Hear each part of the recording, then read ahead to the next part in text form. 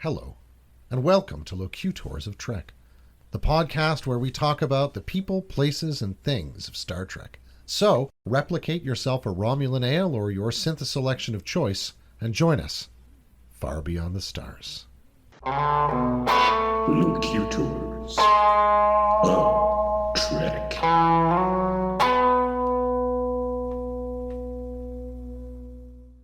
Hello. Welcome to Locutors of Trek. Welcome back to Locutors of Trek. Please, why don't you sit down? We're here with an episode we've been meaning to do for some time, but events have conspired against us. Maybe events have conspired against some of you as well. You probably know the feeling. But we're here with an episode about crashing and burning. An episode about not getting there, not quite making the point. An episode about failure.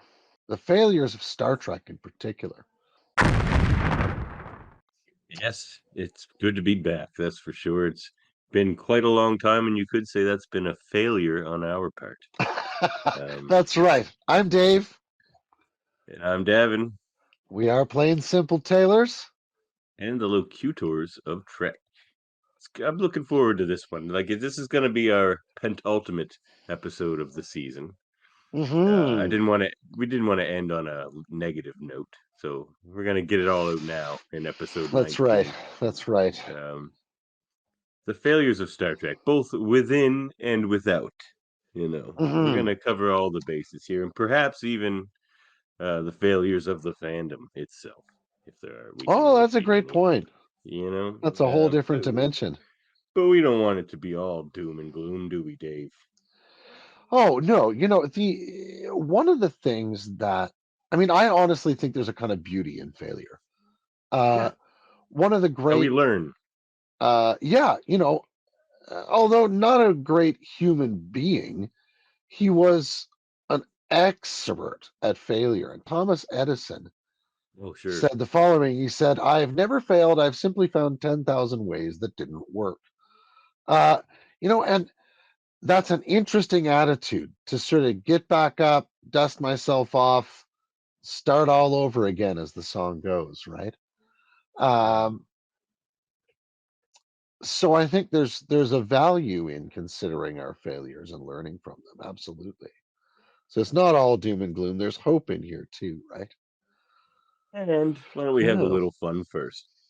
Sure. We had many failed band names before we landed on what could be said is the perfect band name, Plain Simple Tailors. That's true. But so we thought we would bring back our segment, fan favorite segment, rename Simple Tailors.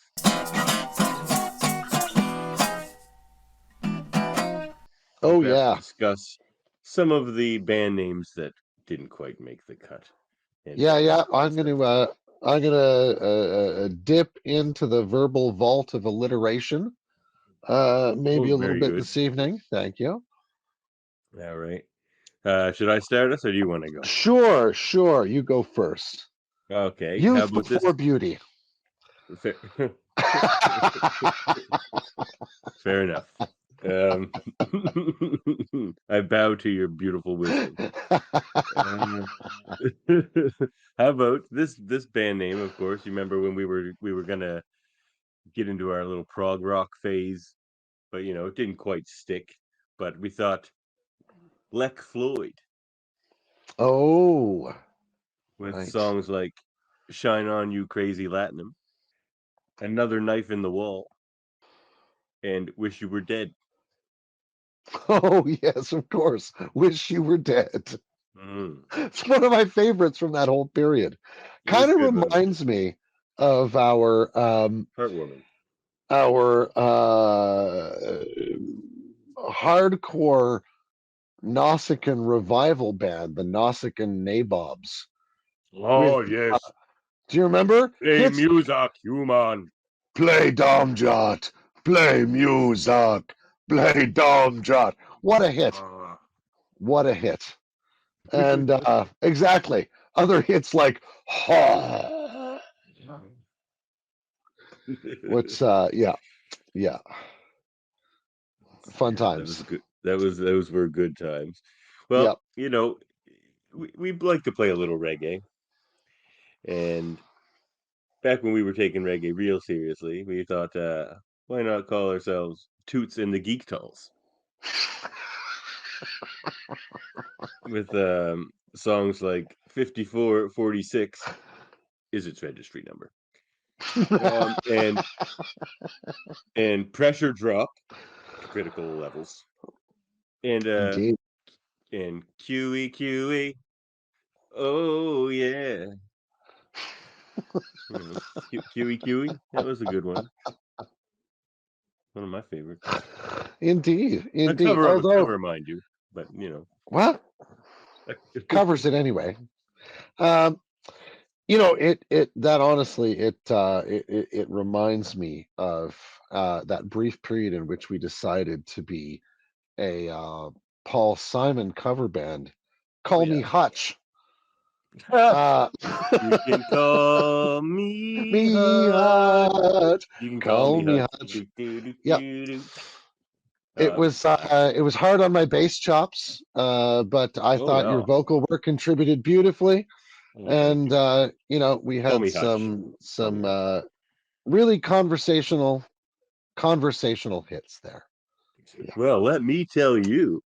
There are several cultures who actually prefer that their body temperature is identical to the temperature of the room in which they are standing. The Shellyak, for example. Do you recall meeting them? There is only one way to measure the body temperature of the Shellyak, and I can't say it in mixed company.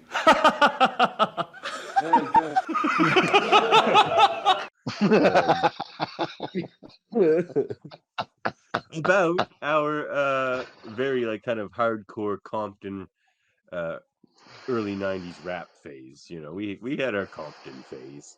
And you similar, you have bands of that era, NWA and such. Well, we called ourselves FCA, and with songs like Straight Outta Latinum Ooh. and Bribe the Police. Just for the brunt of it, yeah.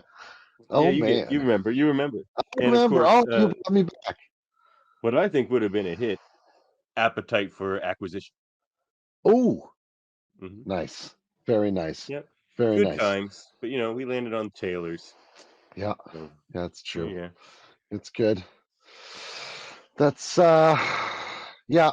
I mean, there was a lot of cover band times in there. We remember the time we spent as Narendra and the Time Warps, or Oh yeah. Harry Mudd and the Hurtlin' Herc. It's a lot of That was a lot of short time, but I do remember. that's true.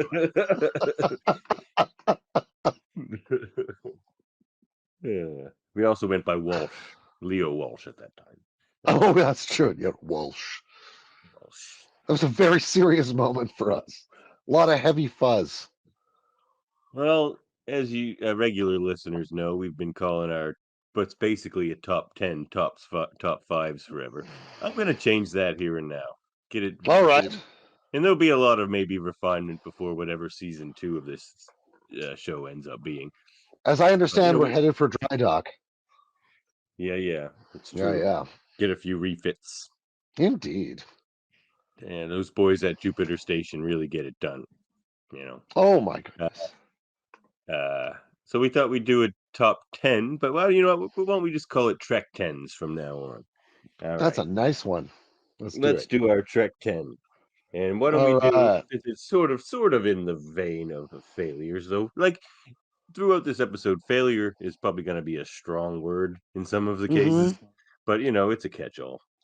I was thinking about that. There's a wonderful ancient Greek word called hamartia. Hamartia, we sometimes call it in English, which is literally about, when you, as one does, when you throw your javelin and you miss the mark. That's One doesn't want to hamartia. do that. That's in one Fair sense enough. a fundamental sense of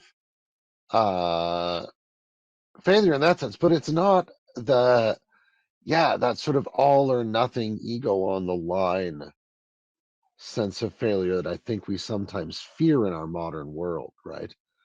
Um, and yeah, that's a good distinction to make. Although that does animate some of the folks who I think have been epic failures Yeah, in Star Trek for interesting. sure. Interesting. So we'll get into that. But we thought Hmm. we'd do our Trek 10 plots that weren't picked up. A one, two, three. Yeah. Or continued. Hmm. Things left Hmm. to rot on the vine that perhaps shouldn't have. Oh yeah. Why don't you go first? Well, this one's actually an honorable mention. Okay. But uh, this is one that would have been that way, Like save number 6 for for you. exactly, save for its appearance in season one of Star Trek Picard, which is the spatial transjector or trajector, right? Trajectory, yeah, the Which is spatial. um, a technology developed by a species from Voyager who, Mhm. to me, seemed like one step away from the Iconians, Mhm. in terms of their ability to just be somewhere else with It's this like a amazing slingshot. They transporter just kind of technology. fling you there, where all Yeah, the power consumption for the launch is all at the beginning. It's just like big power, and you just go. Big yeah. power output and go. And I mean, you assume it works on some kind of entanglementy thing, kind of like a transporter, but who knows exactly? Oh, But was it more like a quantum entanglement thing? I thought it was more like I a forget. slingshot. It was like a transporter or a Oh, was it? teleporter, You just like essentially. kind Yeah, of like appear there, like kind of I like what think they did at so. Warp 10, where you're like kind of anywhere you want to be. Yeah, but I'm not sure they ever. I think they were deliberately being coy with the Voyager Mhm. crew during the episode, and That's a good one. promising them, a long shot. But it's one of those ones. Except that it then shows up, of course, on the Borg cube that is being the reclamation field the Romulans are working on in Picard season one. So that was my honorable mention. But my Sure. first storyline is one that I've spoken about many times. And by the flakes in your ventilation system, you'll already know what I'm talking Is it about. Tin Man? It's the Skria. Oh, the Skria. They're back again. But they're just one Still of those. flaky. They're exactly. They're just one of those storylines that I felt could have been picked up almost anywhere throughout Deep Space Nine. They could have had a group of Skria insurgents trying to get to Bajor. They could have done a batch of things. Oh, They interesting. could have shown the desperation the Skria had fallen into because of this different turn, or it's just one of those things that I felt just had a lot of promise still left there to show what happens when the promised land isn't the promised land, that you thought it was going to be. Um, so yeah, that's my first entry on the list. That's a good one. Well, I've been watching a lot of old TNG lately, Oh, so right I've on. got a couple from that era, and here's one. So do you remember the one where Deanna gives birth to that like energy entity, her son Hmm. Ian? And that's season two, episode one. Is it? Okay, It's maybe. brutal. Yeah, he's like Yeah. alive for 24 hours or something, isn't he? Or Well, 72 he hours doesn't or die. something. He just reverts back to his energy form, and he said he just did this whole process to see what it was because he was curious. He just wanted to see what it was like to be human. So It's just an exercise in traumatizing Deanna yeah, Troy. for sure. Oh. But he was grateful to her, and like Mm-hmm. said he would miss her and all those things. So there's essentially this like ridiculously capable and powerful energy being out there that, in a way, considers Deanna its mother. Oh So yeah, wouldn't that be a like wonderful thing to follow it's up on? strange that that never came back. He never came back in some strange storyline or to help her or who knows.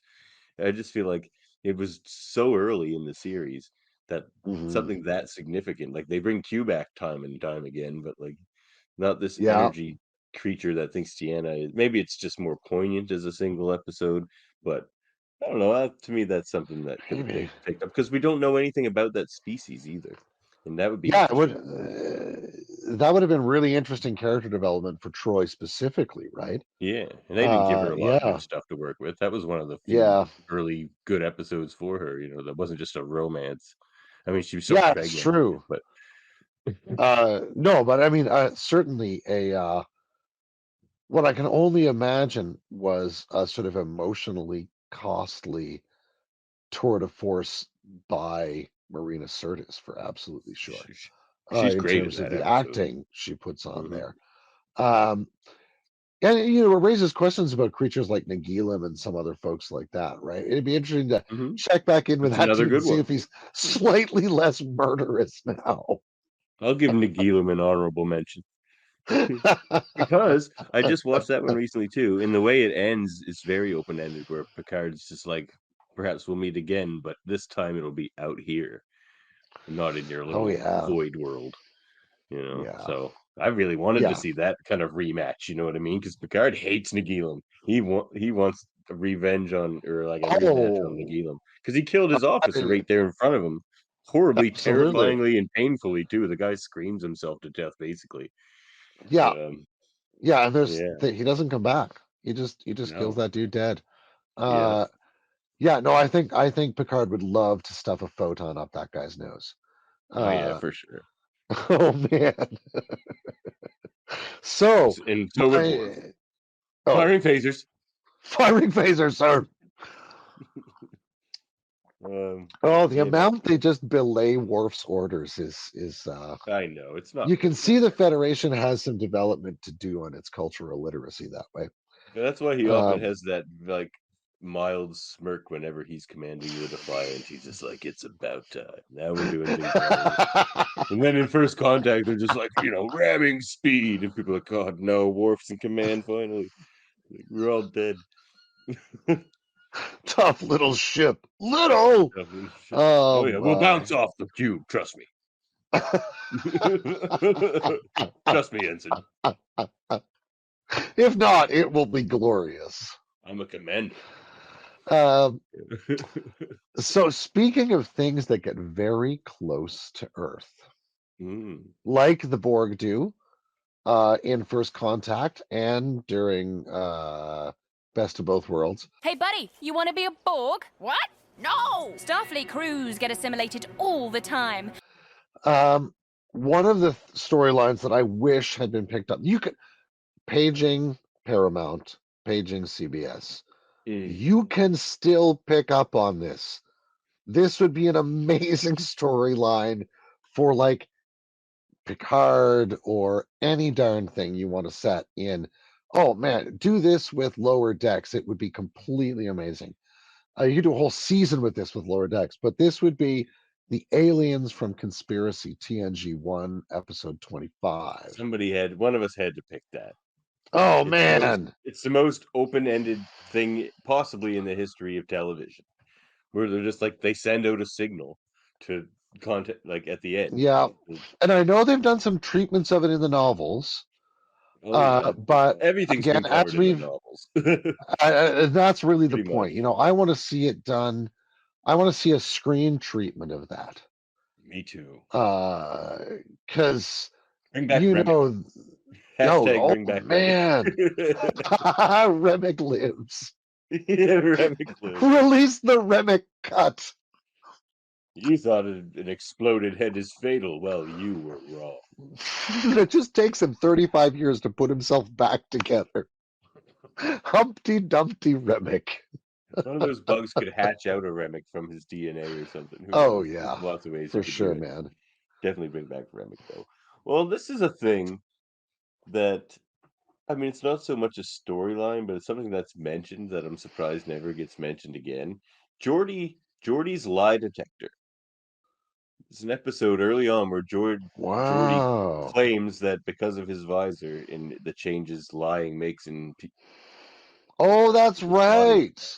that he can tell when people are lying, and that never comes up again. He's basically like a mild Deanna.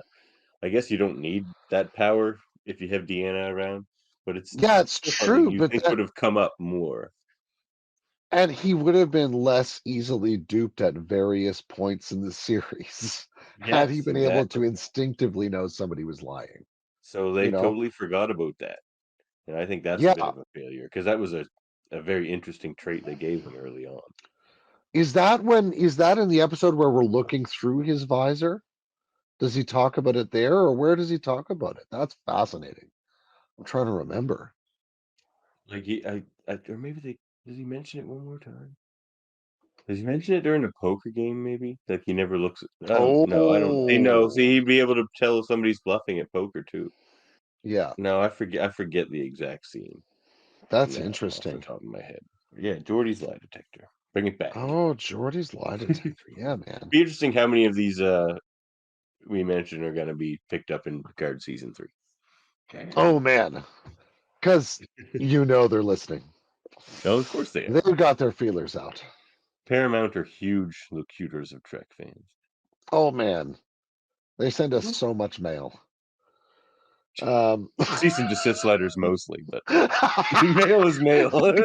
Restraining order. Yeah, well. We almost scaled the fence. It puts barbed wire on the bottom and the top. I thought those gloves Paramount. were going to be That fine, too. but they're thorough. Paramount They are. cares about the details. 1 point Paramount, 0 point Tailors. So next on your list. I just did Geordie's lie detector. Oh, that's right, Jordy's lie detector. See, this is why you run the lists. It's true. As we've established many, many, many times. Every time, but yeah. Every time. This is true. All right. So my next storyline that I wanted to have continued, not that it didn't get a couple of kicks at the can, but I just wanted more of it. Is all I fair wish too, I yeah. wish they hadn't killed Hugh. I just in Picard. yeah, because that moment when he and Picard meet each other was absolutely beautiful. It was. I just wish he hadn't almost immediately died. He would have been a good ally. He would have Especially been with all the Borg stuff that came later. With yeah. and all that. Yeah. I want more of like Hugh and the Picard timeline. It would be gorgeous. Remember that really less reason to have hard Agnes driving Jurati guitar band we were gonna do called Hugh and the Picards. That's right, Hugh and the Picards. We would pick hard. Yes. We pooped hard too. It's all downstrokes from here. Well, here's one. All right. And we get a lot. Well, okay. We get one version of it, well, other than Odo, which is laws. But they said the founders sent out 100 baby changelings, and we only hear from 2 of them. And one of them's a dick. No one cares about laws, but there had to have been some other nice Klingon or baby changelings out there. And who knows what they landed? Like, is one of them on Konos and is posing as a Klingon? Is one of them in the Romulan Empire posing as a Romulan? Like, right? There were so many interesting stories they could have done with those baby changelings because they're not changelings that are doing the plan of the founders. They're no, doing because their own thing. Yeah. Isn't Odo the first one to have returned? Yeah, they don't know about I think laws. they Never remark found them upon that before. at one point. Yeah, it's the first one that came back. So many interesting stories could have been told. Yeah, because there are moments where I wondered about that. Do they have? Because that would have been you could have done episodes about that. Like are all the Badmirals just the baby changelings, and that's what explains why there are so many Badmirals? Or you could have had episodes where the if this were like a Game of Thrones style series, if DS9 were like that, and you spent a lot of time with various factions more than we did in the very sort of central cast driven plots of DS9. I'm not complaining about that, but it's just a different era of TV. Um, Yeah. the I could have you could have seen the founders spending a season and a half or 2 seasons just looking for these creatures and trying to Yeah. finding the ones who managed to get into Cardassian and Romulan and the sort of uh Bajor word end of Federation or Zen Kathy space or Shellyak space or whatever, and yeah, just collecting them all up to figure out what resources they found, right? Yeah, Adding you'd think they'd be more technologies to interested their in thing. because Maybe they made that's how such the a big brain deal come out of over them. Odo, and there's like, oh well, we were hoping you'd all find your way home, but don't they have better means to find the baby changelings than the baby changelings do to find them who they don't even know about? Like, You'd think that would be part of the plan, right? Like I yeah, was always maybe. expecting that the Breen commander at some point was going to have to. I kept expecting the Breen commander to dissolve into a bowl. Thought Gore. Yeah. Thought, Because I was like, what's the under that Breen just mask kind of anyway? A right. The braver Breen just man than showed you'll up ever out of be. nowhere, and You're interesting they're too. You could. They're a good pick for this. the Really. Breen would be interesting to follow up for sure. Yeah, Hmm. yeah. But no, I hadn't even thought about the 98 other foundlings. Uh, but yeah, that would be incredible. Uh, no, my next The- up on the list is Sela. Oh yeah. Uh, I could. I mean, she should be come back in season 3 of Picard oh, because they're should bringing she back. ever? Maybe they will. Say we never saw the death of Sailor, right? So No, and she'd be easily alive in and that time. they're bringing back all the other cast members, and they can't bring back Tasha Oh again man, Sela in would a be time in yesterday's amazing to bring Enterprise back. too. Yeah, that's true. But I mean, Sela is essentially yesterday's Enterprise Part 3 and 4, right? Oh yeah, But I yeah. wish, oh man, she would have been such a great repeated enemy like seasons 5 or 6 or 7 of TNG. If for any reason we chose to enter Klingon territory, how would you stop us? But yeah, she'd be great to bring back in Picard now. Or Lower Decks is a wonderful place for her to return. Anyone for any of these things we're Oh talking about, my especially the gosh. sillier ones. Like, how have the crew of the Cerritos not run into Nagilum yet? I understand. The masculine and the feminine. It is the way in which we propagate our species. Please demonstrate how this is accomplished. Not likely. Shax would fight him. A down on his luck Nagilum would be Yeah, amazing. down on his luck, Nagilum. He just decided to look around out here and he's just like gone from one bad job to another. Be Now great. he's just a street musician. Shax just walks up to him, You honor the prophets with that pitch. Nagilum. Yeah, that's a That'd good be one, great. Stela. And where would Sela. she fit in? Very interesting in the Picard timeline too, because now there is no Romulus really. But she There's no- could be behind that What's she doing? whole Like, because there is some Romulan Empire out there, right? oh sure. What are they That called now? Like the Romulan Free State or something like that? I don't know. that's right, Romulan Free State. Who are they're still trying to make a go of it, right? Mm, So yeah, she would be an amazing player in that. that's a good one. Well, here's a young fella that was criminally forgotten about. Young Jeremy Astor, Oh, Worf's Jeremy brother. Astor. So, as Yeah. you all will recall, Worf led a mission and he lost a crew member and left her only son all alone. So Worf takes him into his house and embraces him as a brother, and then he's never heard from again.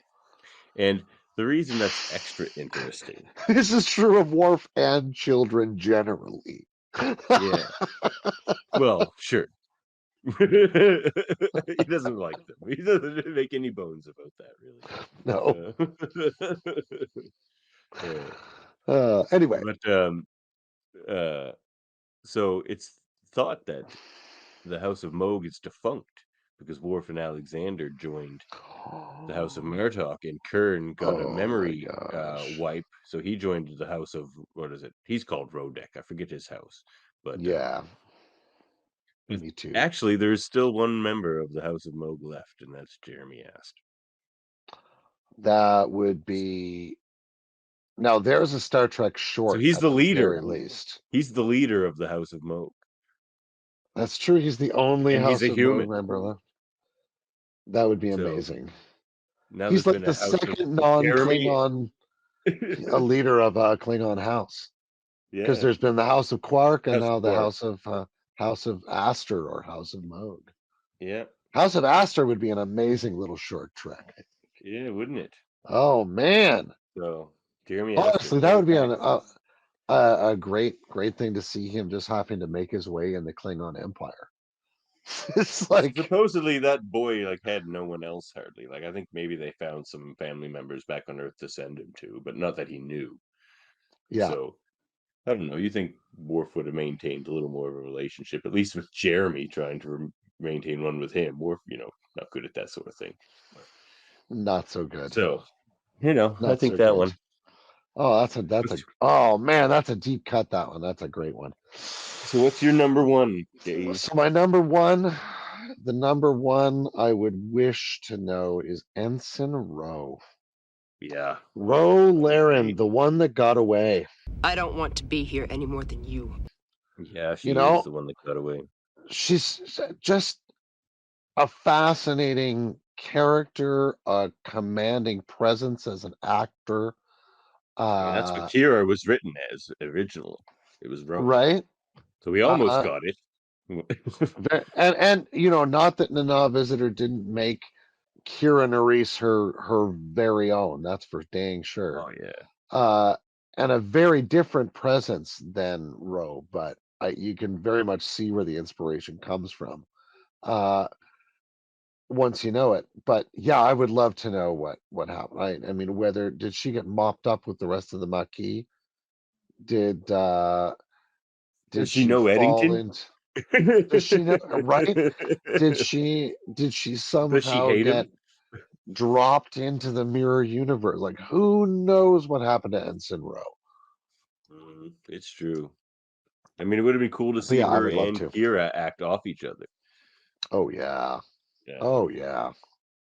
They definitely had room to bring her in, even as a guest, even after that whole character kerfuffle in the beginning of that. But yeah, that would have been great. Okay, let me throw an honorable mention out here with 4. All right. My number 1. And that would be honorable mention to the Nanite civilization on Canis Alpha 4. Ooh. That's a deep cut from early TNG, but it's like it's a planet of friggin' nanites, and we've seen how quickly nanites evolve because of their just evolution. Is that is Canis Alpha 4 where they drop the nanites off? Is that Wesley's experiment that gets out? Yes. Yes. And there's the researcher dude who wants to kill them because he wants to go see a stellar flare or some kind of thing. Yeah. I just started watching the show Scrubs with Tiffany because she loves that show. And one of the doctors in that is that guy. Oh my gosh. He plays the same character too, just this rake dick.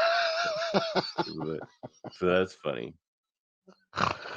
I really like the ending of that episode where this guy's able. There's a planet of freaking nanites out there, man. Like right, and this guy's able to find a certain satisfaction in kind of passing the torch to Wesley in a certain sense, right? He's the guy who would go on about, I've seen all the great baseball games in my mind through box scores and all this stuff. And he's like, it's my treat to myself. I'm like, box scores are your treat to yourself? You got to live, man. Yeah, like I'm pretty sure you might be able to watch some footage of Buck Buckeye, right? Yeah, right. The great Buck Buckeye. Or just play the games like the Ciscos do. I hear there's a league out there on Cestus. 3. It's true. Well, that's what Wesley first says to him. He's just like, "Oh, you recreate them on the holodeck?" He's like, "No." I mean, I can, in one sense, in the sort of like Giordano Bruno hieroglyphic monad sense, I can see the attraction of the discipline of working it up in your mind, but you still got to know, like it's. I mean, I suppose this is a guy that loves simulations ultimately, and that kind of modeling notion. You know But what? yeah. Anyway, A couple other quick honorable mentions.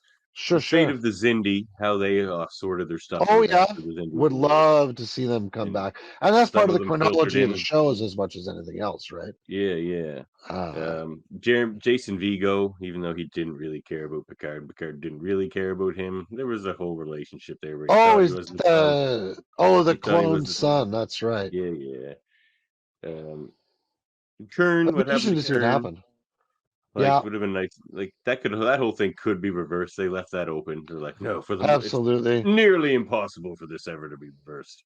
It's like 10 years Yeah, later in well, Star Trek, it's possible. one good strange energy field later. Yeah, You know. exactly. Running by every anomaly you can find. But the one I'm going to choose is Kyle Paka. They just left her. Oh yeah. Yes, she can't leave the planet, but with the like reverence everyone had for her, and even Kira specifically, who has access to a lot of Jorans have access to interspatial transport. You So think they would have dropped her a transponder? transponder for sure, but also What go about a visit her. Like, communications array? I can't believe there wasn't a single scene after season 1 when that happens that Kira doesn't like. Because that planet's not even very far. You go through the wormhole, and it was like the first one they ever came across, so it's got to be like right Yeah. there. Yeah, So it can't be that far away. I can't believe no one ever even at visited warp. her. Like for her council, even during the Dominion War and all this stuff, like right? The way they all revered her, and she's such a strong leader. She I mean, showed wouldn't it herself be to be. fascinating to see Kyle Paka and these folks leading a resistance out of this planet of immortal warriors? They can't leave the planet, but yeah. But I mean, on the planet, you mean? Like they try to working take as over the planet, and and lead a resistance against the Dominion themselves. yeah, right? that would be crazy. Like That'd be awesome. Endless clones of Jem'Hadar against immortal warriors that just keep coming back and better at killing Jem'Hadar because they have more experience at it. Right? They've done it how many hundreds of times, and it doesn't It matter if the would be Jem'Hadar awesome. take them down. Oh man, I really want that episode. Right now, that would be a great Star Trek video game, like first-person shooter. Yeah, sure. Kyle Paka's Revenge. I mean, life as a Jem'Hadar would make a fun first-person shooter. Oh man, no kidding, eh? That's true. Victory is life. Yeah, man. Actually, yeah, I was thinking of one more honorable mention. Honestly, yeah. Maybe the honorable mention I should have started with is Thomas Riker. Well, he goes to prison. Ultimately, I would just love to see, because I mean, Tom Paris. She did went say to she'd prison get him too. out of, and Kira did swear to get Tom out of there. She's like, "We'll get you out of there, Tom." Yeah. Yeah. I could see them trying to work something out after the war. Maybe. I just watched that episode yesterday, actually. Oh man, that's a great episode. I really enjoy that. Oh yeah. So they just keep raising each other. You always had the better hand. And then he walks out. Oh, that's a really well written scene. Yeah, it is. Yeah, that's our Trek 10. There it is. So yeah, it's all downhill from here. Yep. So we got to start somewhere. So all right. We might as well talk about within Star Trek first. And I figure the easiest way to do that is just take it series by series and see what pops into our head. So why don't we? Well, you know what? It doesn't have to be within, because there could be some outer. But you're thinking more like episodes or storylines or that sort of thing. It sounds like. Well, now I'm thinking I don't want to break it up that way. I changed my mind. Let's just Well, take where it do you series feel by like series starting and see here? what comes. We'll start with the original Okay, series, and we'll just take it from there. sure. Um, Um, I have an easy one. What I think is the biggest failure of TOS, sure. and to me, it's one of the biggest failures in the history of Star Trek. And it's not just gonna be TOS. I'm gonna bring this up again, but it's of course the writing and treatment of women in that Okay, series. It drives me crazy. It's that show is lauded for being not that, like in people's minds. They think it was very progressive in that way, but it wasn't. sure. I've been watching in my movie podcast and things like that, a lot of movies and things like that that are older than Star Trek, and the writing for women and the agency they give women in those Hmm. movies were way better. So you could say there's a difference between TV storytelling of the day and movie storytelling of the day, perhaps, but it's not Perhaps, an yeah. excuse. The examples were out there, and they're supposed to be this progressive show, Hmm. and like it's just. I was And watching it. one the other day, and it's the one where they find Zephram Cochrane. They're like, "Oh my God, Zephram Cochrane, we found you, the Mhm. greatest scientist ever." Blah blah blah. And he's just like, "Is that a woman? And a pretty one too?" It's just like that was literally the most uninteresting thing Zephram Cochrane could have said. In that, I mean, and they, that follows his character somewhat the way they portray him in First Contact. So maybe that's Mhm. not the best example, but um, it's The that whole I hear what you're series is like, saying. The sense that it was progressive is right because it's hard to challenge to index it against uh a historical view from 50, 60 years later, right?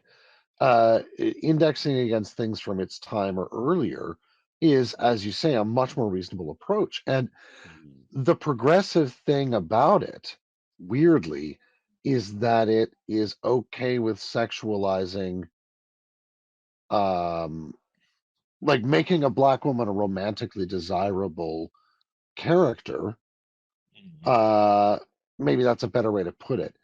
Uh, which in itself is in the context of the American discourse called Mhm. race relations in the 1960s extremely valuable It was as more an influence. racially progressive than feminist Right, progressive. right, exact precisely, right. Its failure in the one area is um characteristic of its age in that sense. And I think now that doesn't mean that I mean, Simone de Beauvoir wrote The Second Sex in what, like 1950, 51, 49, whatever it is. And Her Ethics of Ambiguity came out well before that. And there's a ton of other wonderful feminist writers uh, who are already in the mix at the time. And I think your point is extremely well made in that regard. There is a difference in cultural penetration due to information technology at the time as well. But um, I think there's also something to be said in that sense for the gaze of Gene Roddenberry in the midst of Mhm. all this, right? Mhm. Because he is A um, womanizer, he's a a known famous womanizer. womanizer, right? Yeah. And in that sense is maybe pro women in some ways, He but likes having them around. He's pro women in that way. right, but he's not what you would call a feminist in And the the sense reason, that yeah, other feminists no, even he's of the not. period might understand it, right? No, he's uh definitely not. Even though there are some ways in which he is a friend of women in his own mind.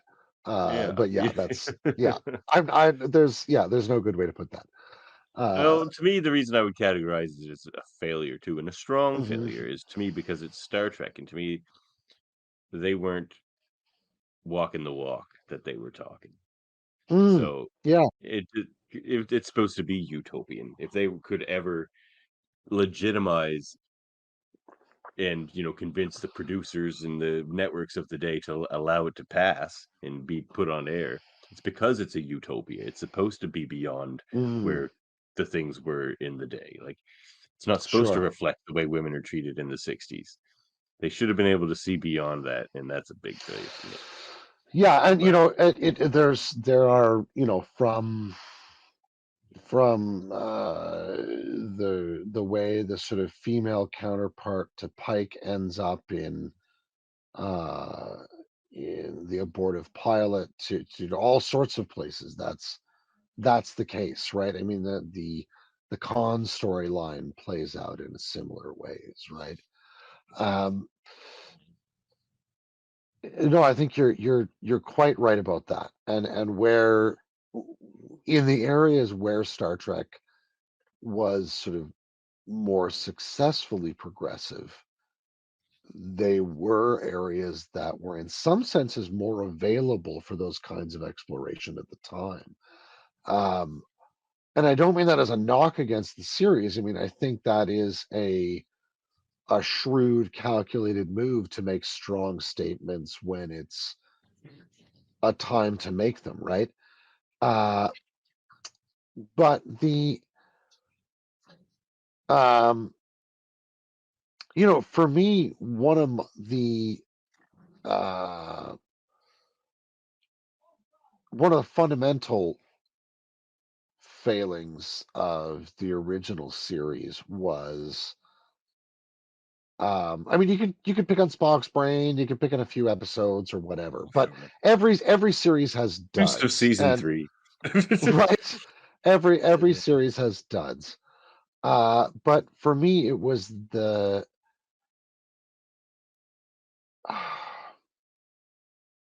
and maybe it's just because I grew up in a different era of TV, and maybe just that. It's just the lack of world building that we find in the original series. There's so much disconnection. It in that sense, I think the original series borrows more from the logic of pulp or serial science fiction than it does from the sort of novel end of science fiction or novellas, if that makes any sense. Well, the bit of science that was kind of trickled in there is stuff he was getting off of his buddy Isaac Asimov, right? He would talk to Yes. Isaac about these things. So, and the next one I was going to mention kind of branches off what you just said. It's that it didn't build the world. But the problem I had with the original series is for most of the series, I would say, like most of the episodes, there need not have been a spaceship. They go down to the planet and Hmm. it's just some Earth analog. It's cowboys or it's gangsters or it's Sure. Adonis. It's it's just something Abraham Lincoln. It's something Earth related. And Hmm. for the final frontier, they didn't seem to explore much of it. It was just the old Earth frontiers. Now there were budgetary reasons for some of that. They got to Yeah, reuse a lot of costumes and things from other shows and sets. But man, absolutely. that contributed to the lack of world building and takes you out Well, of that show a lot, really. and it's interesting, right? Because you can contrast the original series with the animated series, which showed up very close on its heels. Um, I mean, one of the things that blows me away about the animated series is the prominent presence of an Idosian on the bridge, right? They just got this dude with a weird ET looking head and three arms just on the bridge, and you see Caitians wandering around the ships. Like, that's, you can see that that's part of what was desired Oh, for the sure. series. And, I think in the sense that um, Star Trek followed the success of some other real big sci-fi major motion picture hits. I mean, Star Trek the motion Sure. picture. Came You on the heels see of some Star of that Wars, the successor. exactly, right? Like, but you see some of that attention to the makeup of the aliens. When you see the Starfleet Council or Federation Council scenes and some of those sorts of things. And finally Um, being able to portray the Klingons like they wanted to. Like that was the original idea. They just couldn't afford to do it. yeah, they just couldn't afford to do right. And so some of those budgetary things really um, show up once they can exploit them. I think you're absolutely right. It's a limitation of that original series, which has in some senses plagued the later series with attempts to explain and retcon and do all sorts of things with, So I'll give them a small Yeah. F failure on that one because there was budgetary reasons. I mean, it's Mhm. surprising that show was made at all in some regards. The Although, only other thing I would mention with both really TOS and mhm. TAS, the animated series as well, is of all the Star Trek shows, it's basically a 3-man show. You don't get to Mhm. much character development with the other characters or the main characters with the other characters. Like it's mostly just No. the Spock, Bones, and Kirk show, which they are a great trio. Like not taking that away from them. Everyone loves some Spock, Bones, and Kirk. Sure. There were other characters there. Like I would have loved to have Yeah. known Uhura especially a lot better. And she really And comes Scotty. out in the films, and so does Scotty in ways that they don't show up in the series. Scotty gets well, yeah, he's great in the voyage home, but like Yeah. Scotty's the best thing they ever gave him was relics. Like Yeah. he's fantastic in relics. Oh man, that's true. Yep. Um Hello, computer. no Keyboard. bloody A, B, C, How or quaint. D. Yeah, no bloody A.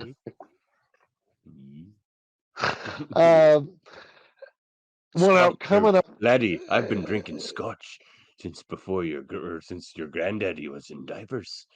And I'm gonna tell you, buddy, this is not scotch. Yeah. Oh, his disappointment in synthethol is like cosmic.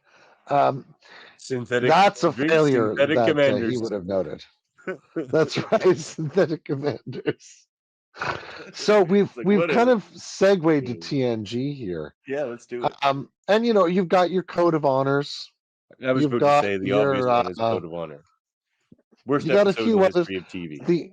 The insistence of the first season of TNG about mentioning rape gangs every time they talk about Tasha Yar. Yeah, We just got to put really it out annoying. there. It's just edgy like for that. no. It's like edgelord stupid stuff. Like it's just not good. Yeah, they never showed that as being a part of her character. Like she didn't carry any trauma or think anything from that. She was always just kind of the cool, casual officer. Like Yeah. they don't, other than just say the word, they don't do anything with it in the show. They didn't give her anything to work with. Yeah. That's why she left. And the only times that shows up is when she's either sort of deliriously disinhibited with Data, or I think in another moment when she's forced back into memories by something, and she's holding a cat. Yeah, if I you remember recall. that. Yeah, that did Armis do that to her? He was messing with their heads a little, wasn't he? No, it wasn't Armis. I think it was some telepathic being, I think. Yeah, exactly. Maybe Q even. Who knows? But it was, she was.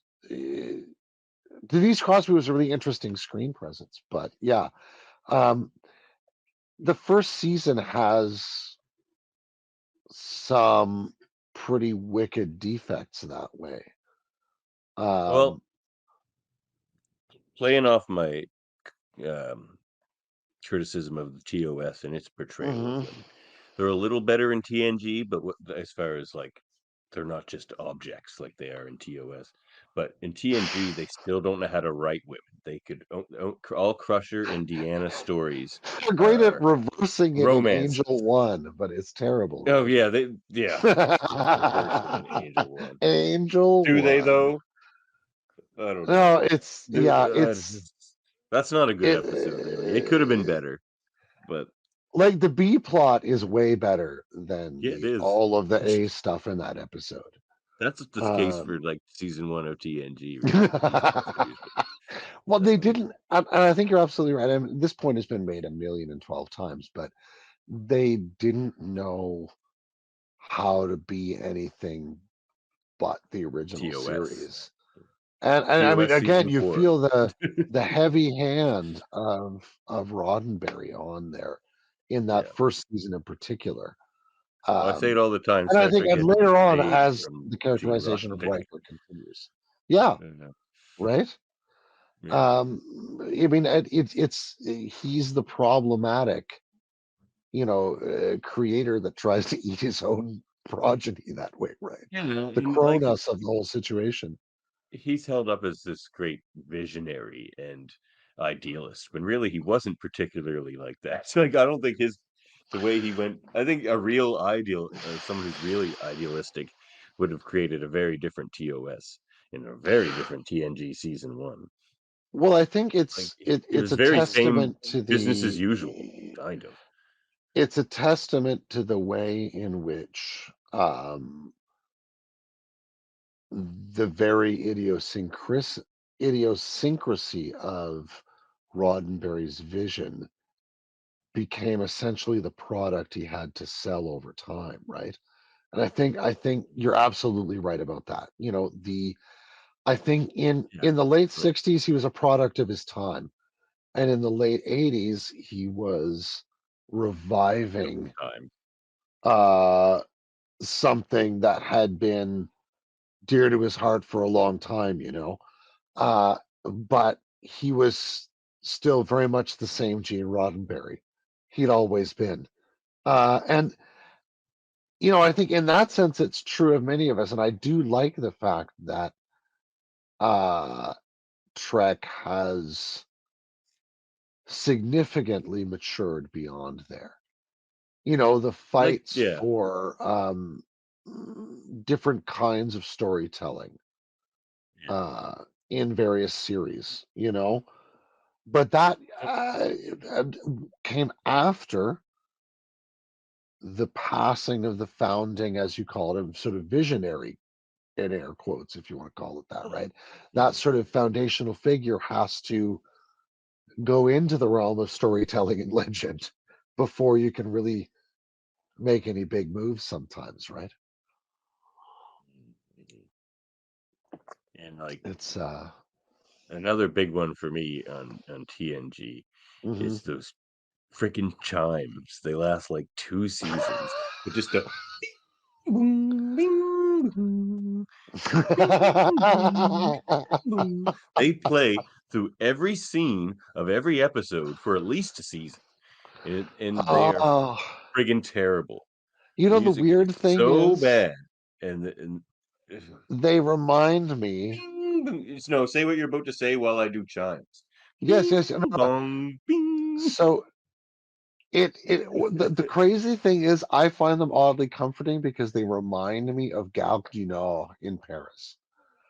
Uh Okay. and just because of like the weird, like the bing bong bing tones, right? There's a specific cadence that To me, they uh never match the scene that's happening. That's my no, and problem. that's perfectly fair. I have a totally different emotional reaction to them because I'm like, That's oh, fair. I'm in a train station I love. I just really love train travel. What can I say? Hey, I like trains. Who doesn't Um, like a train? oh man, what a great way to travel, huh? You get up into that, like, yeah. See, my trouble was I was one of those terrible degenerates that loved the smoking car in Yeah, well, France. I'd get up in there and I'd just be like, take the train back from Paris to Arras in the north of France near the Vimy Ridge Memorial where I was living at the time. And there was a whole car where you could just, so I'd like sit and read and smoke and drink a coffee. And I was like, I am the most civilized human being you've ever seen, yeah, I my was thrilled smoking about it. story is being like an 8-year-old sitting in the smoking room at the horse track in France. Oh. Yeah, yeah, no, my learning to smoke stories are not quite so pleasant either. No. Yeah, those I think are not. Oh man. Oh, that's a very different Uh, image. It's true. Oh yeah. man, the racetracks. I was never allowed to TNG. go. What Yeah. else? Anything else come to your So, mind for TNG? I mean, I think one of the overall things, and I think again, this is the challenge of Star Trek being always of its time, is that you know, the Federation, which gets beautifully problematized in DS9, is somewhat problematized as an institution which sometimes has bad apples or could get a conspiracy inside it in TNG. But generally, the sensibility of that world evoked by the late 80s, early 90s neoliberal order is rarely, if ever, brought into question itself. It's more like the series becomes a kind of mapping of those essentially liberal themes, which puts it weirdly, because the politics of the Federation they espouse is this post-scarcity sort of techno egalitarian politics that sits at odds with the foreign policy of the Federation as we see it, or the internal diplomacy of the Federation as we see it time and time again, right? And that to me it's just one of those things that's hard to ever really bring into focus there. There's a couple of episodes that do it. Ensign Rowe, the first Ensign Rowe episode does it brilliantly. Chain of Command does it brilliantly. She's certainly not a believer. No, absolutely, right? There's the episodes where Cardassians and Bajorans show up in TNG do that really well. And there's a few others that do it really well. But for the most part, it's a very peaceful show that's sort of about that post-war period, essentially, right? Yeah, I think that's in the grand, like the positive I would throw on this whole failings episode is Star Trek manages to be far better than the sum of its parts. Like you take Star Trek as a whole, and it's truly glorious. Yes. So all these failures we're talking about, take those into account, and Star Trek is still glorious. And there you have it. But infinite diversity and infinite combinations, I think, is what we can hold up, right? Yes, indeed. So should we stop picking on TNG and move somewhere else? Yeah, I think so. I think so. Unless you want to bash Code of Honor some more. Oh, I would never tire of that, but I think the listener might.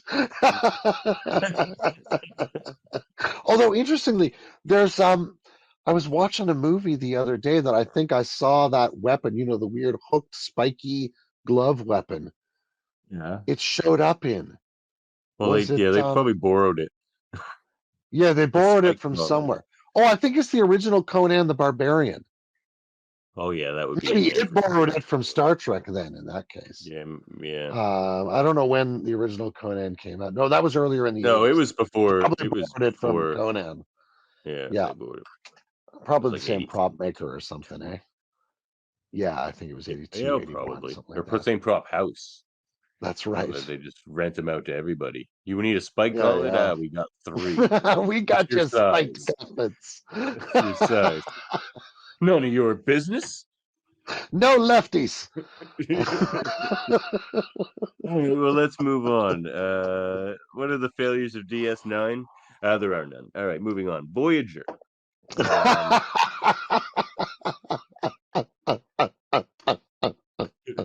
No, but what I was going to say about TNG when I brought up the sum of its parts thing is the very positive kind of almost unexplained bent that TNG takes in regards to the Federation and Starfleet and stuff, I think was actually a kind of an important foundational piece for everything to come after. Because absolutely, it's kind of the ground that DS9 could darken things up on and get more real. I don't like Deep Space Nine always gets portrayed as said as being dark. I don't think it's dark. I think it's real. But I think you have to read every scene of it against TNG as well. Yeah. Because I think you're absolutely right about that. That's the absolute desirable corrective for the critique I was leveling at TNG, is precisely that it is a beautiful sketch of that moment, very earnest and sincere. And DS9 problematizes that in step with its own era, right? 97 forward. The the various behaviors of, say the NATO bloc in Eastern Europe or other pieces around the world at that time, caused a lot of us in the West, and certainly in North America, I think, to ask questions about what all of that meant. And DS9 is asking those questions in a science fiction form. I mean, the Always works better, like a nice allegory. Like, exactly right, and it's a wonderful way to decontextualize, so you can examine. Yeah, and exactly. Even the pilot of DS9 does this beautifully, in that it problematizes. it's fantastic. Right, it makes Locutus the central problem of Federation history in the 24th century. For some, at least. For some, at least. Certainly the second half of the 24th century. That Perhaps more for that they could be Starfleet. so Starfleet vulnerable. officers were especially affected by the whole Locutus I thing. think so. Yeah. Yeah. The fact of the Borg, I suppose, is shocking enough for everybody else. True. That little near miss at Earth. Exactly right. They got that close to them. Holy jumpins! But that beautiful opening. It's not linear. Is one of the true strengths of that series as a very active critique of the world depicted in TNG. And it can't succeed otherwise, right? It's got to problematize and deepen and put shading and nuance on that world. And it's one of the things I love so much about DS9 is the world building of it. Oh yeah, I actually have one more for TNG, but it actually sort of applies to all acting, all shows in general.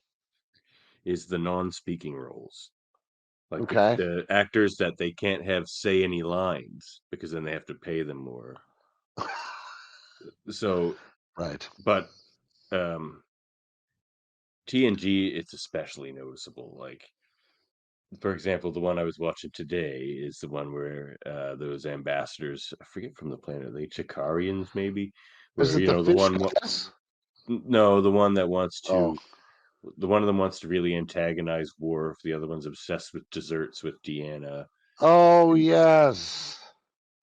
And Picard gets And one of them, lost with the other a one, doesn't planet, he? as Yeah. she becomes a woman. Yeah. Yeah. Yeah. Why don't you love me? Love me. Like, she was annoying. Wow, that was a crazy episode. It was a crazy episode, Because he but like figures it out fairly quickly.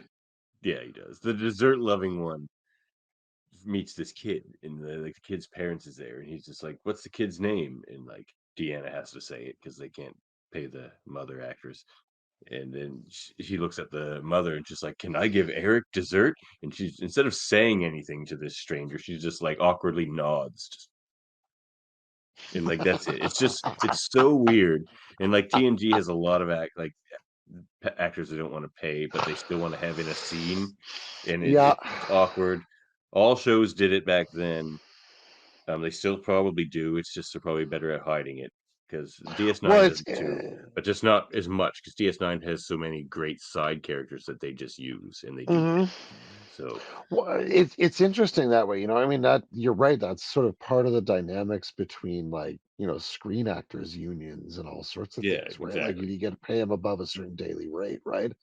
Absolutely. Like, that's a very real world effect on the scene. Yeah. Yeah, but hide it better. If you're gonna Uh, do it, hide it, or just yeah, have your main actors say that's it. fair Like, I don't enough. want no awkward nods. I just want the dialogue from someone. I don't Yeah. care. Like, I Um, noticed it in another way too.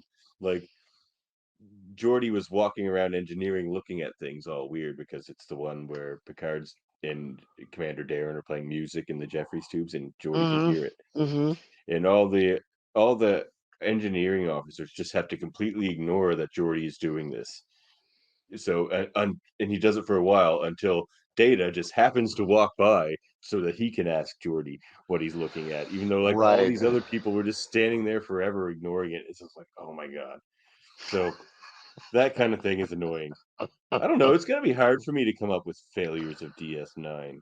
I mean, not as much as I love Esri, not being able to work it out with Terry Farrell for a 7th season is a problem for me. That's pretty brutal.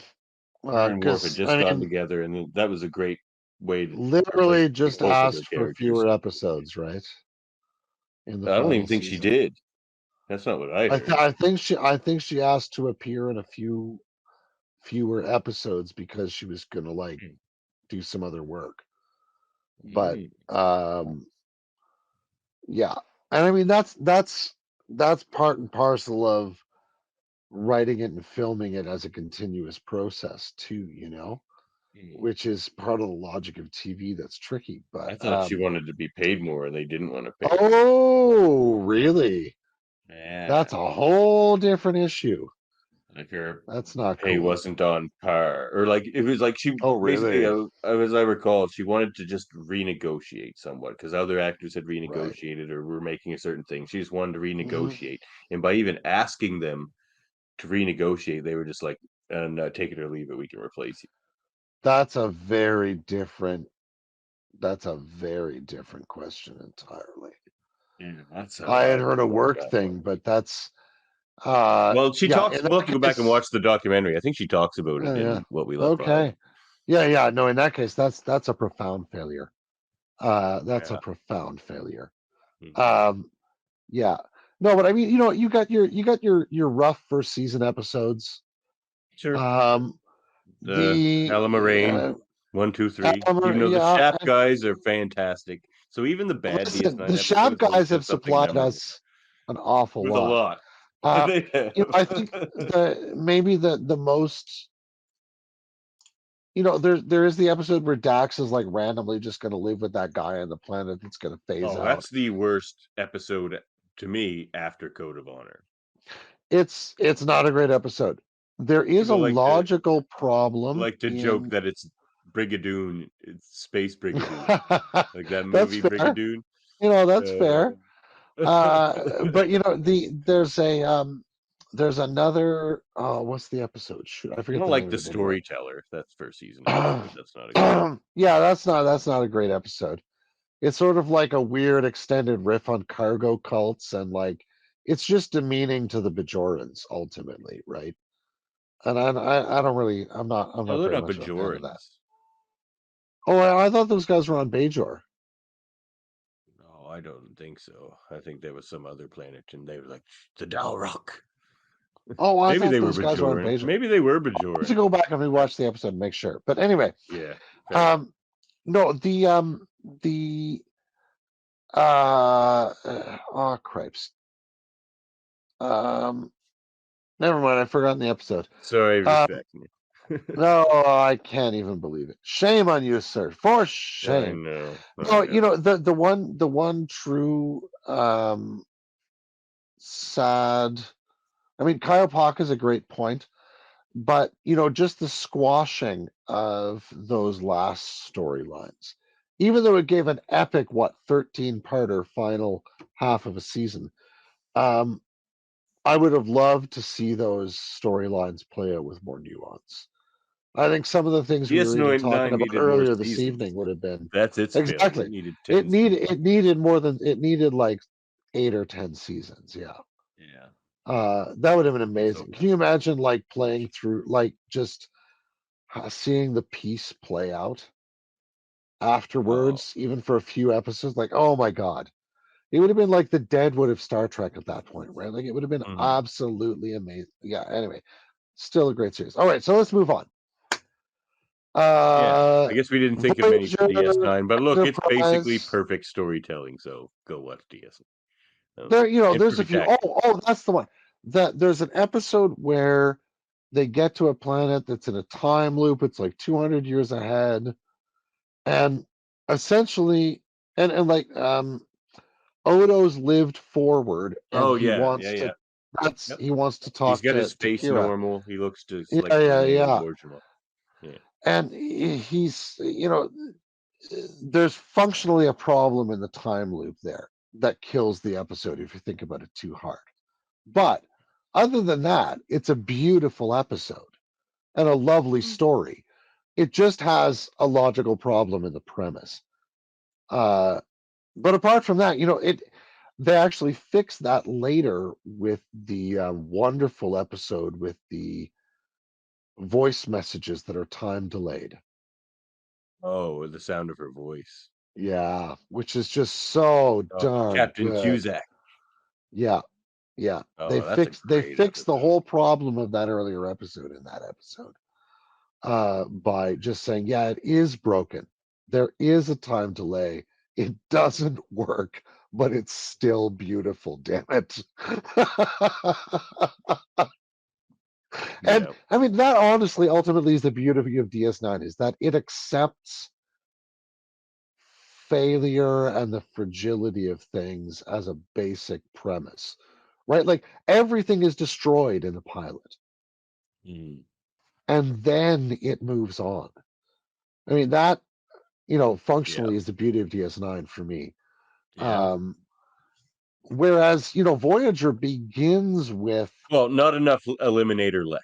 There's one. well, fair enough, fair enough. We always need more Eliminator leg, just as we Understood. always need more cowbell. Uh, Yeah. but Voyager begins with a series of screw ups, but I'm not sure it begins with like ruin in the same way. No.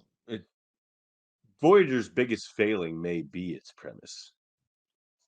Say again, say more. Well, because it did hamstring the writers a bit. Mm-hmm. And it's really the way And it was ultimately an attempt to be a handled. And return to here's the original series, right? yes, exploration of Yeah, space. We're so far away from everything we can't get distracted with. Basically, the precisely. insane amount of world building that DS9 did. Everything is Right? so involved on DS9. Nothing is separate from anything else. Everything's connected. All the worlds, Starfleet, Yes. the quadrants are connected. So, Yeah. like, the only way they could think of to get away from all of that, which people would have demanded, and like they'd be like, "Wait, you're this episode. They're that close to the station. How they're not getting involved in it?" Like that sort of Yeah, thing. exactly. Why But are we not seeing more yeah, O'Brien?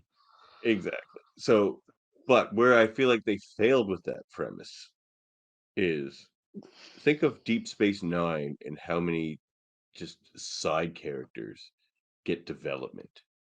Mm-hmm. So we're on this ship in Voyager with what, just over 100 people, or just under 200, or something like that. 146 or something like that. Yeah. Something like that. And we don't get to know any of them other than the main bridge officers. Like none of them. Subunit of, Other yes, than Naomi exactly. Wildman and like a Yes. little bit of Samantha Wildman because she's Naomi Wildman's mother.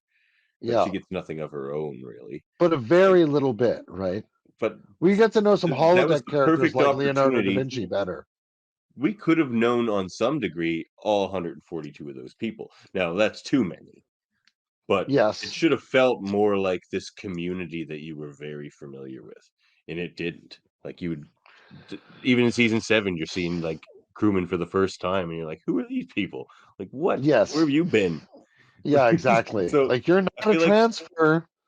the handling of the premise, I don't think, was well done, Mm-hmm. and I think the Mm-hmm. pilot episode was actually Janeway's perhaps only failure. She gets a lot of flack, especially for Tuvik's thing, but she was totally right in what she did there. But for Yeah. me, as a captain of a Mm-hmm. Starfleet vessel, stranding your crew in the Delta Quadrant is not an acceptable outcome. You Yep. have to find a way to somehow do a bit of both. You can try to help the Okampa up to the point where it strands you in the Delta Quadrant. That's a failure of Yeah. captainship. That's Janeway's biggest failure, and I think in some people's minds, they never come back from that, and that's where like Janeway and Voyager get more flack than it deserves. It's a great show, and Janeway But and Team Elmer were just phenomenal. But yeah, and I think we've explored this in one of our in our deep dive into Janeway's yes, character, but one of the virtues of the series is responding to that fundamental failure. yeah, In that, when yeah, they get to the expanse where there's just nothing for light years and light years and light years and light years. yeah. I don't think it was bad writing. I hope you didn't take it that way. It's No, just no, no, that's no, no. her But I think you're character. That's absolutely where right. her character fails. That's But yeah, no. It's the fundamental flaw that leaves them on their mission. Absolutely right. I couldn't agree with you more. But one of the things I think the series does well, following from that, and I think it's probably one of the lessons that they're taking into DS9 is seeing how that catches up with her over time. When she really descends into just basically locking herself in her quarters for a few weeks. She's in a really bad way. is that Night? I think Night? that's Night, yeah. Great. And the fact that Chakotay has to get down there to try and drag her back out of it, and descend into that darkness with her is both a beautiful motif, but also, a real reinforcement of the whole sense of that series of integrating opposites.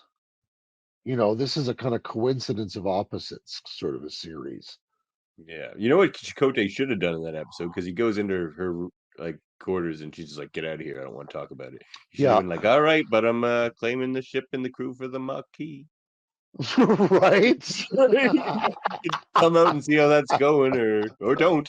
We have a new mission now. We're just gonna mock it up all the way home. Goodbye. We're gonna kill every Cardi in the Delta Quadrant. Yeah, it's just Seska, and actually we already took care of her. But Yeah, she's pretty much made her bed at that point. Yeah, now there's an interesting storyline you could touch on. I'm not very interested in it, but it'd be interesting to see whatever happened with that. she died. Oh, that's right. She And goes she's and picks got up her there's no way baby, and then any like the ship blows up, doesn't it? there's no Like, way kills any of the baby and progeny everything. can survive. That's right. Never mind.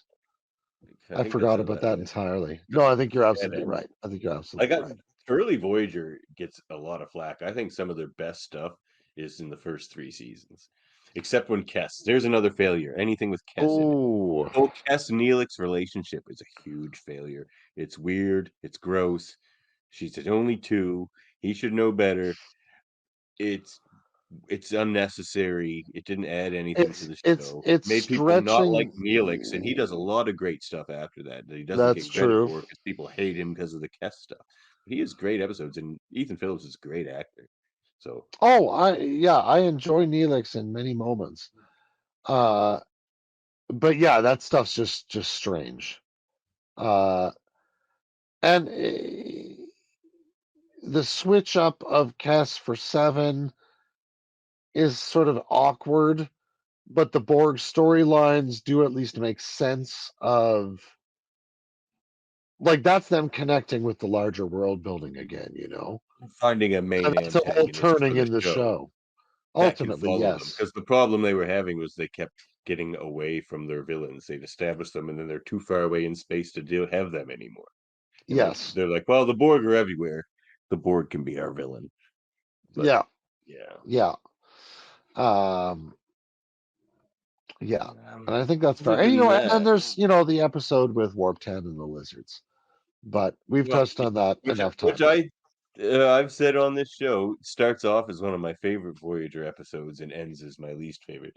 I love the first half of that episode. It is a sharp downhill. She takes a turn. Another failure, I think, maybe. She takes a turn, he says.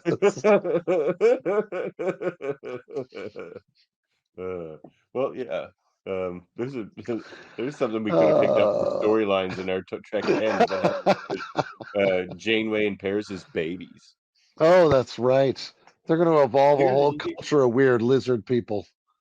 I probably have two more off the top of my head I can think of for All right. Voyager. One is it should have been Locarno instead of Tom Paris. It would have been way more interesting. That's what it was supposed to be, but they just didn't want to pay the Locarno creators. That's crap because it changes everything. Like they could have had him mention his time with Wesley and on Alpha Squad Yeah. or whatever they were called. Yeah. And it's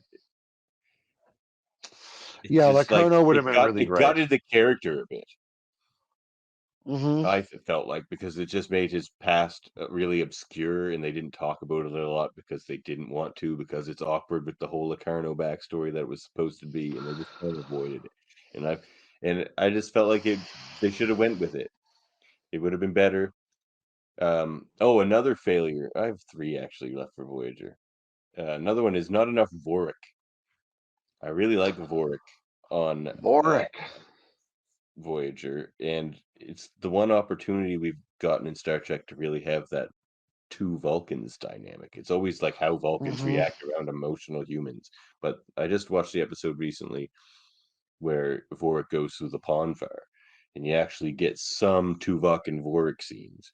And it's interesting seeing how two Vulcans interact with each other because they have these shared protocols where they're like the doctor's like, maybe you should talk to Tuvok. He's saying, maybe you should go talk to Vorik about the pawn fire. And he's just like, oh no, I can't do that.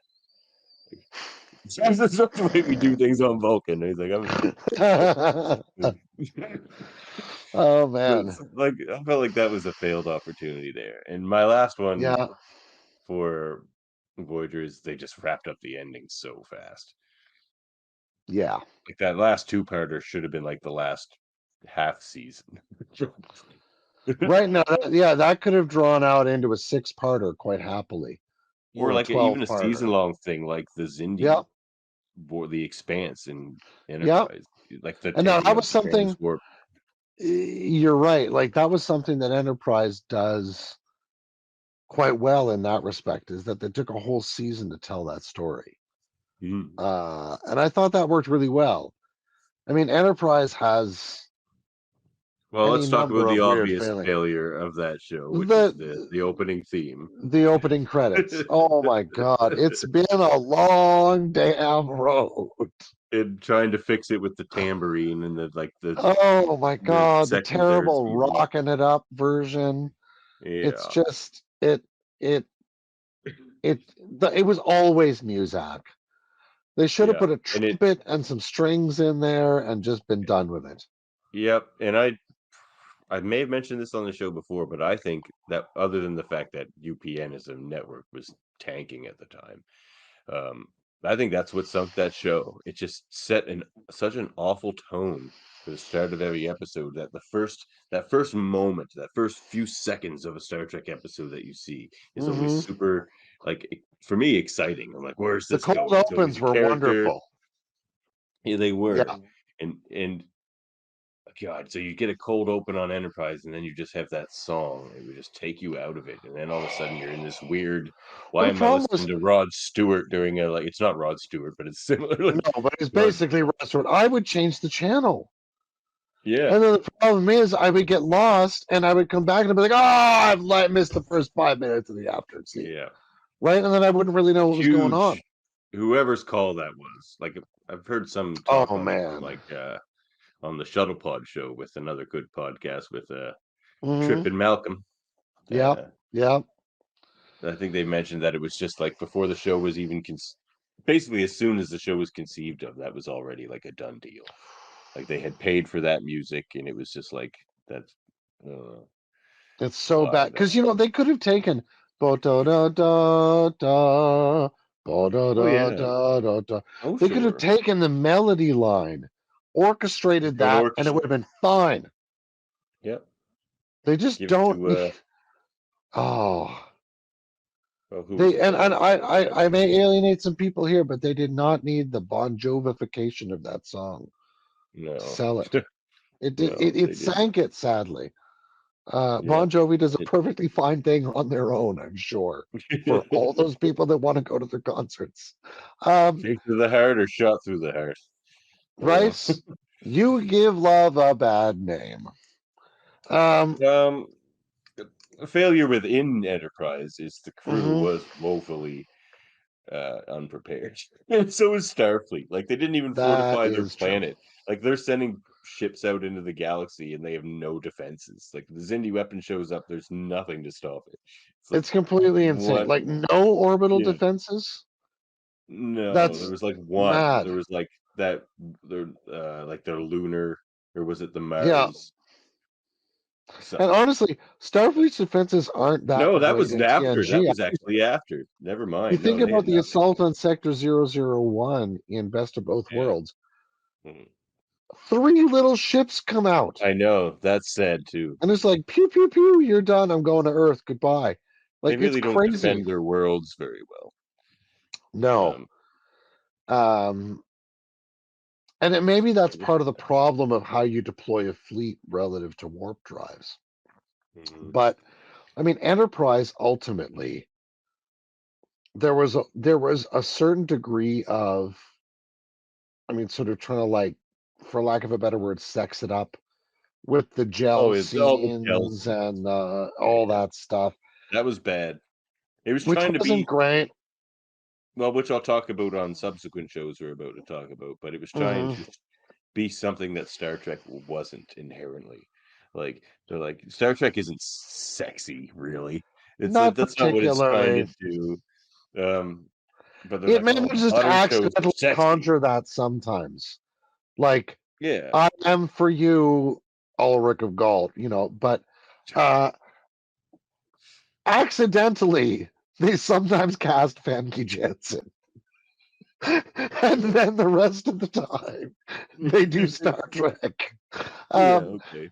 but Or Vash. yeah, Vash comes on and tries to yeah, lay out that's a little true. sex appeal, but Yeah, yeah. But yeah, it's not generally what Star Trek's aiming for in a huge way, right?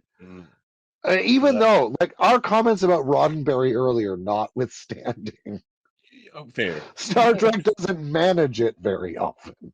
Yeah. Another one is, I feel like they squandered a lot of characters there. The character writing, like, Oh yeah. Enterprise was more plot driven, and it didn't, especially by like the Star Treks that had become recently before its standards, like DS9. DS9 was so character, Hmm.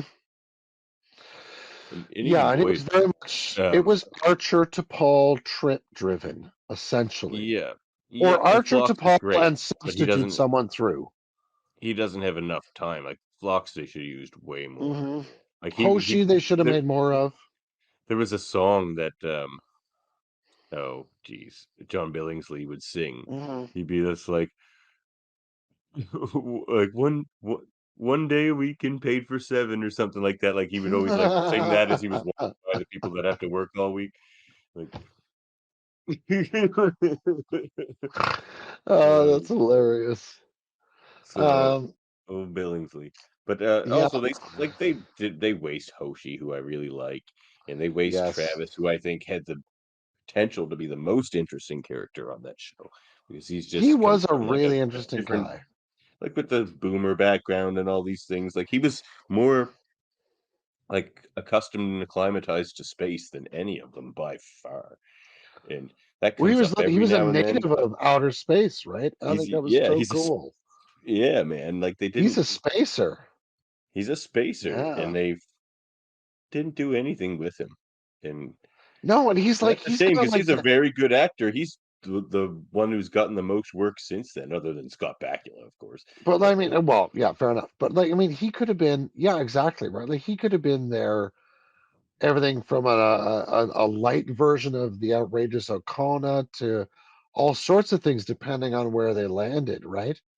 Um, yeah, and there's some of that stuff they just really, you're right, they did not capitalize on. And in some ways, it's kind of redolent of tropes of the foregrounding of Shatner in the original series,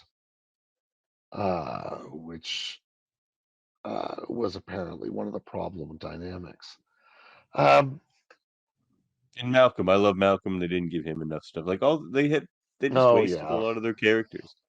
They didn't do yeah, a lot with yeah. anything. Mostly just Archer and Trip, like into Ball, like you say. So how about New Trek?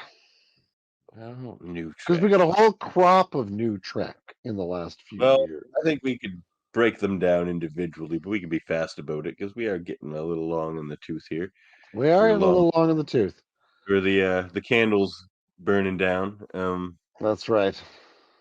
My COVID throat But is starting so to what one die. came out first? I guess it's Discovery. Well, Discovery has a Yeah. lot of issues for me. I try not to talk about it too much, but because it is a negative thing. You may I have like to talk noticed about this, it. dear listener, about But Locutors of Trek. to me, it's just not interesting or entertaining. hmm Like hmm for me, I had to other than the first few because Star Trek was back and I was like just high on Sure. endorphins for like most of the first season. Like I still look back at the first season of Discovery with more positivity than most just because it was Star Trek was back. Sure. But once those endorphins wore off, I was left with characters I didn't like. Even from actors I like. I just didn't like the characters they were hmm playing. It's just like what's going on here? Um it lacks too much science and wit for me. So that's the two things I like the most hmm about Star Trek is the integrated science, and just the character. It's witty, like it's hmm the character interplay is often very humorous and witty Yeah. and Yeah. intelligent, and to me, it just doesn't have a lot of that. It did what Enterprise did with the sex gel, the sexy gel. hmm As far as trying to be something that just Star Trek wasn't thriving on being. Yes. Um, Yeah. And it I would tried to be just argue. like a modern generic sci-fi schlock. And Well, like and so many precisely Netflix sci-fi shows that are forgettable. that's what I would argue is that as a sort of leap off for modern sort of new Trek, it set a problematic of how to do that sort of audience sampling, market share stuff, focus group analysis type of thing. But to do that in a way that still respects what's there before, right? Because no ship in Star Trek had ever looked as futuristic or sleek as the Discovery. And they Took can too have many as steps big, trying to bring in new viewers. right? Like they can have as big a view screen in the front of the ship as they want. That's cool. The Mhm. outside of the ship can look exactly the way they designed it, but you Spinning need, is weird. The spinning yeah, sausage like, but section is kind of weird. you But need some exposed piping. You need some yeah, red and green mesh somewhere. You need some it doesn't. physical switches on a couple of panels there just to tie it in The with aesthetic doesn't feel like Star Trek. the Constitution era ships that are flying around at the same time through space, you know? Yeah, and here's something that's something Picard did a little better. Picard has all that, hmm but it's in the future, way farther future than Discovery was in the beginning. Right? So it makes more sense. Like it has a lot of the holographic uh, view hmm screens and things like that. But it still has. They still filter in a little more of the older style Star Trek aesthetic, like you're saying, where like Yeah. the bridge of Discovery could be the bridge of any ship on any other sci-fi, Yes. unchanged. Yes. But you couldn't do that. You couldn't drop the TNG bridge onto another show. You'd be like, "What the hell is the TNG bridge doing on another show?" Like, Yeah, they exactly. can't. No one else Yeah. would put that much of the wood paneling on a starship. Like, That's true. Um, and one of the interesting things Picard does is, and I found this visually really compelling, is deliberately give a different look to civilian operating systems. And I was, when I first saw yeah, La Sirena, I was like, what are you guys doing here? But when we showed up with us on Stargazer in season 2 or some of the other stuff, and you see, no, they're still using an LCARS interface. mhm. That singular detail made me so happy. Yeah, exactly. They still put the Star Trek in there, even with the Yeah, modern look. Yeah, exactly. they And they did can that get away better. with it there in a way that temporally just doesn't work as well. I think, in Discovery, even though visually it's quite beautiful stuff. Oh, sure, it's And there's well no made. denying that. Um, now, does Lower Decks have any I love peculiar Lower failings? Decks. Yeah, I know this is gonna be a high water Uh, test for you here. oh God. It can be perhaps a little too referential. That Interesting, and to me, that's that's there's a lot maybe of the Easter only egginess thing. there. Yes, I mean I love them at the same time, but I think Yes, because where Lower Decks succeeds better than I think Discovery and Picard is they still, with all the silliness and the references and everything, can still give you serious and even heartwarming and thought-provoking Star Trek episodes. and Because ones that feel like a TNG DS9 Voyager episode. yes, yeah, Yeah. in a 22-minute cartoon, some of those 22-minute episodes feel like a full. And I'll say the same thing about Prodigy. I have good things to say about Prodigy too, but Mm-hmm. um, yeah, a little too referential. They could because sometimes it stands out. Like Marin will say something, it's just like there's no way she can know that. Like, Yes. Yeah, and that's fair. There's some fourth wall breaking yeah, that that I don't need. I think it is tricky. detracts from its strengths. Mm-hmm. And I'll be interested to see how they develop it because that's a show that's got legs to run for years. Oh yeah, Um, I'll be interested, mind you, with great Prodigy. characters. Oh Well, man, Prodigy gets great better. pilot. One of the Eh, great pilots in See, Star Trek, honestly. see, that's where we differ. For me, the pilot was a bit of a failure for me because Interesting. Go it on. it well it the pilot of that almost turned me off the show. I was going to keep watching it anyway Hmm. because we were reviewing it over on the podcast. I say over on. We're all in there now. Um, but um, it felt like Star Wars to me. Yeah. There was No, no, nothing in that pilot I can that totally hear you there. screamed Star Trek. Like the characters, even like there was a Tellarite that didn't look like a Tellarite. Like Mm-hmm. nothing really. Like Gwen always looks like a Star Wars character to me. Even so does Dal. I mean, all these Mm-hmm. things get better. Like every episode of Prodigy almost is better than the one before it. And by the end of it's all just one season. It feels like two seasons because they took like a 6-month break in the middle of it, but technically it's all season one. Um, the last, the way season one ends is phenomenal. Like one of the best Star Trek episodes in forever. It's fantastic. And there are a few other really good episodes of Prodigy Mm-hmm. that stand up to episodes in any of the other series. Well, they do So some where it excellent fails for character me, building. Mm-hmm. other than that Star Warsy pilot, and there's a couple other things where they kind of get a little too Star Warsy for me. It's just in the visual Well, style. The biggest thing for me is the visuals. I don't like the way they draw a lot of the interesting. characters, like it, the main characters mostly. Like when Janeway shows up, she looks fine. She gets a Mm-hmm. little smushy face. Hologram Janeway looks better than the other Janeway. Um, but Chakotay looks really good. Jellicoe shows up. He looks like Jellicoe. The people aren't as That's bad. I'm true. not big on that animation style anyway, like the Pixar Mm-hmm. kind of Mm-hmm. style and that sort of thing. Nickelodeon. Yeah. But other than that, it's pretty great. So, but the failing for me is that. But other than that, it's great for introducing kids to because every episode they try to grab something from Star Trek and introduce it to Mm-hmm. kids. Like whether it's a Prime Directive or uh, the way the different divisions work on the ship, or things Sure. like. So yeah, mostly just the animation. Other than that, I think it's basically a perfect show for kids for Star Trek. And Oh for yeah, it's pitched very well for the age. The one thing I find, and they explain it well in that it's a prototype ship and it's got all sorts of crazy new technologies, but the sort of hard matter replicator that can make vehicles and stuff is a well, bit fanciful, but I those like it as an exist in Star idea. Trek. Like they call them industrial replicators, Sure.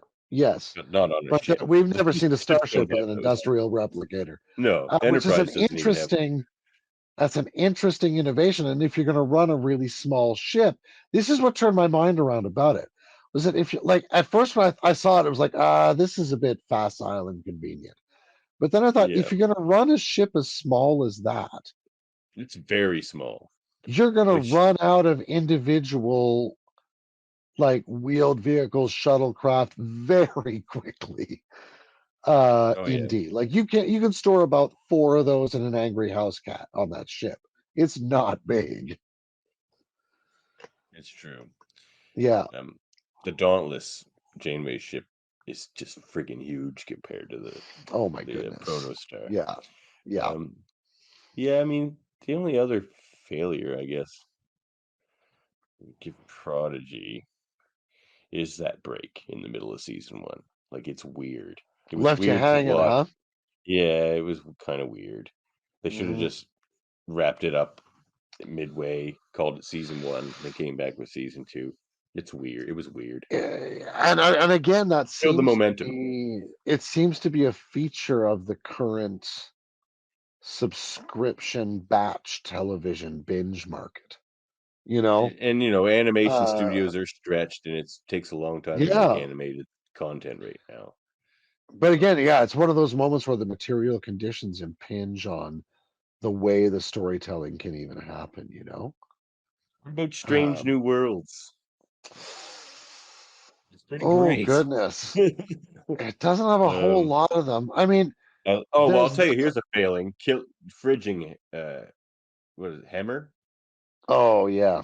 Killing Hammer was a mistake. Apparently, it was always their plan to make him a one-season guy, but Really? boo! They just killed him for over Oh, his I really character like that development, character. Yeah. and he was a great character. Oh, did I spoil the show for you? No, Did you no, not no, do no. it? I Okay.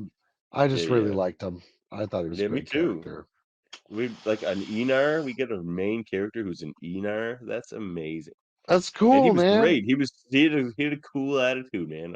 He was one of my favorite Yeah. characters on that show. It So was get just a rid of him. really interesting guy.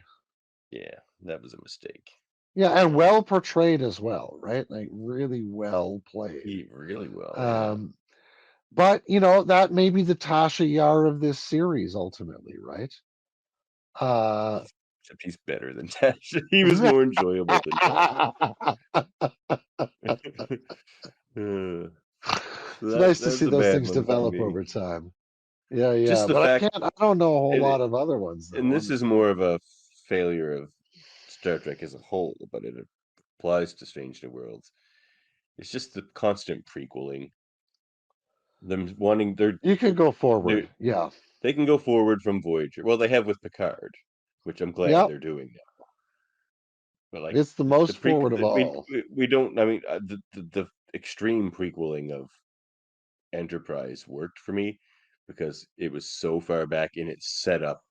Like Yes. it just picked a really interesting time to to base a series. Yeah, but exactly But, like that but sense like of I like didn't need the Discovery prequeling of picking Discovery or even what was Strange New like Worlds as much as set I what love it. 10 years before the Enterprise's mission or something, right?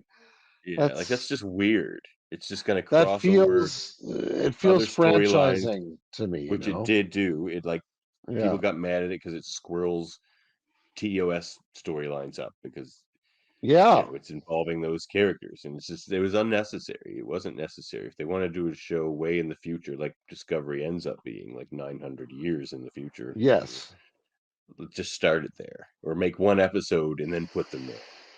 Like then Right? you don't have to worry about Voyager did that pretty well, because in as Strange New we've already Worlds is discussed. probably going to run into that problem, though. I feel like they take a little more care in that regard. Yeah, I feel like they're a little more practiced at it at this point. And so I have higher hopes for that. But yeah, And I it like could the still go off Spock the rails, and right? Pike. Yeah, and I Yeah. like the new her. But I didn't need all that again. We don't. I'd rather new characters than redone old Well, characters. and there again, I think is a sort of meta-textual potential critique of the the franchisation of Star Trek, you know, and it's you know, the increasing problems with a lot of franchises with nostalgia and things like that. Um, that's a deeply challenging issue that any number of sort of legacy intellectual properties are running into at the moment.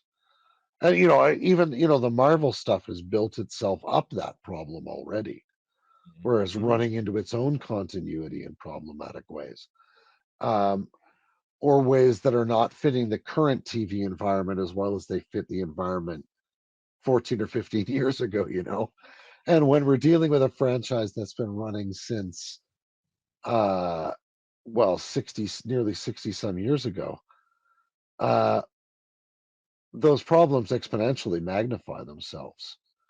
And so ultimately, I suppose it remains to celebrate Trek for trying all the 10,000 ways, even if Yeah. some of them don't work. You know, there is one more thing about TNG I wanted to say as a kind of a All filler, right. and that's the character of Guinan.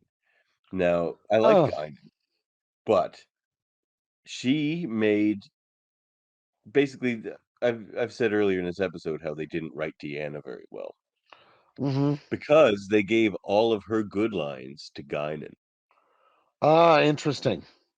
Like Guinan gets all the deep counselor scenes. Deanna gets all the superfluous ones. Right. It's like, why have a counselor as a main casted or credited character actor in character and not give her those scenes? You know, she'd be well more thought of. Like, I'd rather have I get Whoopi what you just mean, played yeah. like an interesting bartender kind of character, but she didn't need to be like the counsel to Picard. That was Deanna's job. Yeah, or even just spend some time differentiating those roles a bit, you know? Did we skip Picard? No, we talked about Picard, right? We did talk about Picard, yeah. One thing Yeah, I'd we say absolutely about did. that too is like it's a little bit of the inmates controlling the asylum. I feel like, at least in those first couple series, it just feels more like Patrick Stewart playing Patrick Stewart and not playing Jean-Luc Right. Picard a lot of the time. And they first two seasons get real muddy in the middle and kind of They lose do, yes. interest in. I'll You be know, I interested like to a see lot what of they do Picard. for the third one, though. I have high hopes. Did you see that trailer that just came out? Cousin Dave and I did a No. trailer reaction of it. You can check that out on Live Long Oh, and Podcast. I'm Well, going to be watching that after we're done here then. I But it think sounds like our we are engines may bringing be failing. ourselves Yeah. down to the end here. We'll sputter out to a spluttering, faint, dim whimper of an ending. So, end transmission.